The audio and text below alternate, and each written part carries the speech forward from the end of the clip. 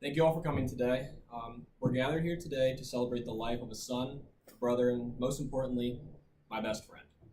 For those of you who don't know, Zach and I have been best friends since the summer of my senior year of high school. We were instantaneous best friends, and we both shared a love for soccer, which is how we both met. I will never forget that ungodly hot day in the middle of July at our high school's soccer turf field. I knew then that we would be lifelong best friends. That's why it broke my heart when I heard the fateful news about 6 months ago that changed my life forever. Zachary Allen Raymond was getting married. I hope you liked that joke because for the longest time we all thought he would die before that ever happened.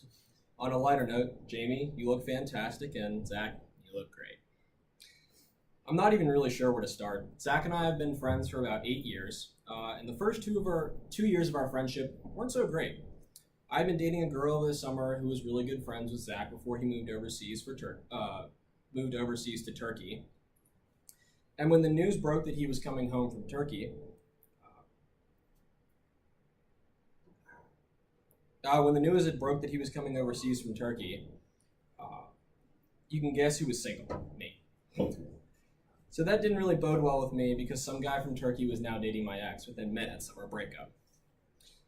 Zach and I have a lot of good memories together, and some of which you wouldn't believe even if we told you. Like that we lived at a mutual friend's house for a week while his family was in Hawaii and we ate them out of their food, home, and any other thing you can think of. Or that senior year of high school, we all convinced him to have the biggest homecoming party that anybody had ever seen. We made Project X look like a joke. We also played a lot of jokes on each other.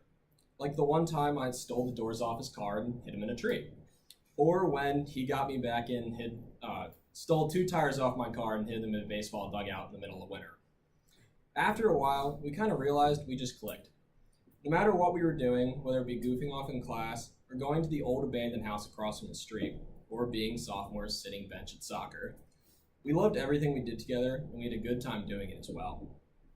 If I hadn't talked to him in a few weeks, we could just pick up a conversation without skipping a beat.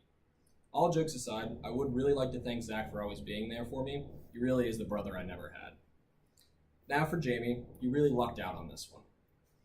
After Zach's spree of girls in high school, all claiming that they were the one or that she's different, I swear, I always nodded my head and tried to talk him out of it, which to no avail, he never listened to a thing I said. Until he met you. Jamie, I knew that you were different from the moment Zach called me on his way home from school, saying, "Kurt, this is really the one. She really is different." And you really were. He would not stop talking about you. No, really, he wouldn't shut up. Looking back on it now, I guess that was probably a good thing. I've never seen someone so head over heels for a girl in my life. And Zach, before I send you two off to enjoy your wedding day, which is still weird to say, I have a few words of advice. First and foremost, never go to bed angry. But if you do, breakfast in bed helps. Second, never forget the little things, because there are 100 small boulders in a large mountain. Third, knowing when to admit you were wrong will save you a restless night on the couch. And Jamie, I really hope he listens more to you, because he is a thick skull. And lastly, I wish you many happy years of life together, many memories, and many good times. I love the both of you, and good luck.